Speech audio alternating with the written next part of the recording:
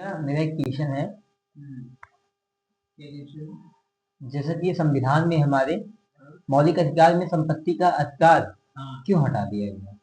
अच्छा, ये भारतीय संविधान में समस्या क्यों होता है? है। ये आपका समस्या गंभीर है क्वेश्चन का।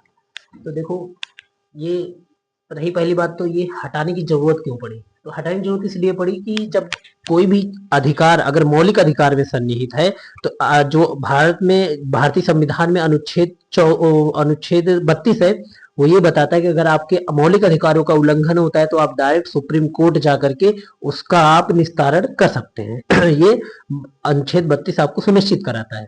तो इसलिए जब पहले सरकार को मतलब कोई भी योजना लाना होता था, जैसे पार्क बनवाना हुआ, सड़क बनवाना हुआ, अस्पताल खुलवाना हुआ, नए विद्यालय का निर्माण करना हुआ, तो उसे लोगों की जो जमीनें होती थी उसका जरूरत पड़ता था, या फिर उसकी प्रॉपर्टी का उसको जरूरत पड़ता था सरकार। तो जब ये चीज सरकार अधिग्रहण करता था जमीनों को, तो तुरंत लोग कहाँ चले जाते थे? राइट टू प्रॉपर्टी था, तो लोग सुप्रीम कोर्ट चले जाते थे। इसे सरकार जो विकास करना चाहता था उसमें बाधा पड़ता था। तो इसलिए सरकार 1978 में 44वें संविधान संशोधन के तहत सरकार ने इसको मौलिक अधिकार से हटा करके भारतीय संविधान में अनुच्छेद 301 के तहत एक कानूनी अधिकार बना दिया।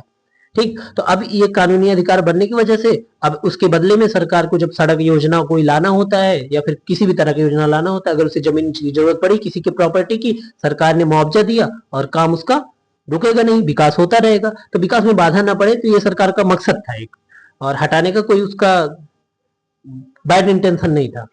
ठीक है, और कोई क्वेरी? नहीं।